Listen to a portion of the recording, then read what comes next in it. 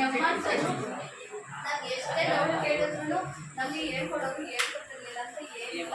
Sir ತುಂಬ ಒಳ್ಳೆಯರು. ಅವ್ರಿಗೆ college ಆಗಿದ್ರು ನಮಗೆ ನಮ್ಮದು ಫ್ಯೂಚರ್ ಹೋಗ್ಬೇಕಲ್ಲ ಅಂತ ಅಂದ್ಬಿಟ್ಟು ಅವ್ರು ಕಾಲೇಜ್ ಆಗಿದ್ರು ನಮಗೆ ಬಂದು ಪಾಠ ಮಾಡ್ತಾರೆ.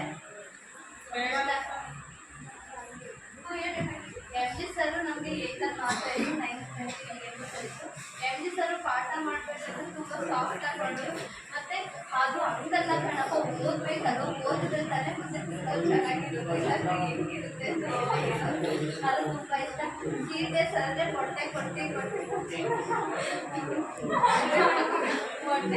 ಬಾಳೆ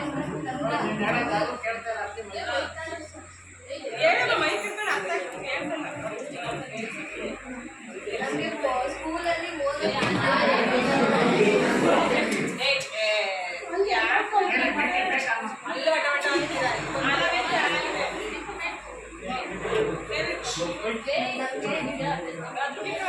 ನಮಗೆ ಸ್ಕೂಲಲ್ಲಿ ಏನೇ ಸಿಗುತ್ತೋ ಅದು ಬಿಟ್ಟರೆ ಊಟ ಮಾಡಬೇಕಾದ್ರೂ ಅಷ್ಟೇ ಪೌಷ್ಟಿಕಾಂಶದಲ್ಲಿ ಏನೆಲ್ಲ ಅವೆಲ್ಲನೂ ಕೊಟ್ಟಿದ್ದಾರೆ. ಡ್ರಾಯಿಂಗ್ ಎಕ್ಸಾಮ್ ಕೊಡ್ತಾರೆ ನಮಗೆ ಪ್ಲೇಟನ್ನು ಕೊಟ್ಟು ಬೈತಿರ್ಲಿಲ್ಲ. ಅದು ಇಷ್ಟ. ಎಕ್ಸಾಮ್ ಸರ್ ಏನಂತ ಅಂದರೆ ಏನಾದರೂ ಬೇಕಾದರೆ ನಮಗೆ ಹೊಲಿಸ್ಕೊಡ್ತಿದ್ರು. ಮತ್ತೆ ನಮ್ಗೆ ಏನಾದ್ರು ಬೇಕಾದ್ರೆ ಒದಗಿಸ್ಕೊಡ್ತಿದ್ರು. ಮತ್ತೆ ಇವಾಗ ಅವರು ಸ್ಕೂಲ್ ಬಿಟ್ಟು ಹೋಗ್ತಾರೆ ಅಂತ ತುಂಬಾ ಅಂದ್ರೆ ತುಂಬಾ ಬೇಜಾರಿದೆ.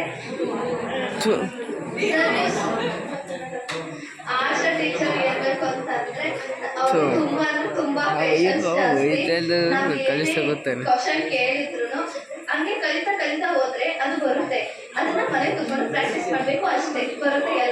ಎಲ್ಲರೂ ಗೊತ್ತಿರೋರು ಯಾರು ಅಂತ ಹೇಳ್ತಿದ್ರು. ಮತ್ತೆ ಪೇಷನ್ಸ್ ಜಾಸ್ತಿ ಅವ್ರಿಗೆ ಹೇಳ್ಕೊಡ್ತಿದ್ರು. ಅಶ್ವಿನಿ ಟೀಚರ್ ಅಂತ ಅಂದ್ರೆ ಅವ್ರಿಗೆ ಓಡಿಸ್ಕೊಂಡಿರೋದೇ ಜಾಸ್ತಿ. ನಾನು ಟೀಚರ್ ಅಂದ್ರೆ ತುಂಬಾ ಮೆಮೊರಿ ಇದೆ. ಯಾಕಂತಂದ್ರೆ 9th 8th ಇರ್ಲಿಲ್ಲ ಅವ್ರು ನಮಗೆ. 9th 10th ನಾವೀಗಿದ್ರು ಜಾಸ್ತಿ ಅಂದ್ರೆ ಜಾಸ್ತಿ ಉಳಿಸ್ಕೊಂಡಿರೋದನ್ನ ಅಶ್ವಿನಿ ಟೀಚರ್ ಕೈಯಲ್ಲಿ ಯಾರ ಹತ್ರನೂ ಅಷ್ಟು ಜಾಸ್ತಿ ಉಳಿಸ್ಕೊಂಡಿಲ್ಲ.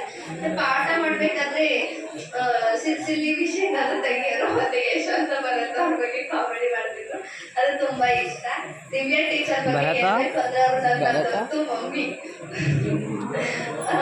ಅವರು ಏನಾದ್ರು ಕಾಂಪಿಟೇಟ್ ಮಾಡ್ಬೇಕು ಕಣಮ್ಮ, ಅವ್ರಂಗೆ ನೀನು ಕಾಂಪಿಟೇಟ್ ಮಾಡಿದ್ರೆ ತಾನೇ ನಿಂದು ಸ್ಕೋರ್ ಆಗೋದು ಅಂತ ಹೇಳಿ ಬುದ್ಧಿ ಮಾತು ಹೇಳ್ತಿದ್ರು. ಕನ್ನಡ ಟೀಚರು ನಮ್ಗೆ ಎಷ್ಟು ಬೇಕು ಗ್ರಾಮರ್ ಇದುವರೆಗೂ ಒಂದು 50 ಸಲ ಮಾಡಿದ್ದಾರೆ. ನಮ್ಗೆ ಅರ್ಥ ಆಗೋವರೆಗೂ ಮಾಡ್ತಾನೆ ಇರ್ತಾರೆ ಇನ್ನ ಕನ್ನಡ ಎಕ್ಸಾಮ್ ಮುಗಿಯೋವರೆಗೂ.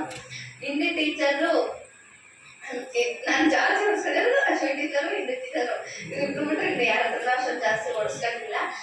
ಹಿಂದಿ ಟೀಚರ್ ಹೇಳ್ಬೇಕು ಅಂತಂದ್ರೆ ಪಾಠ ಮಾಡ್ಬೇಕಾದ್ರೆ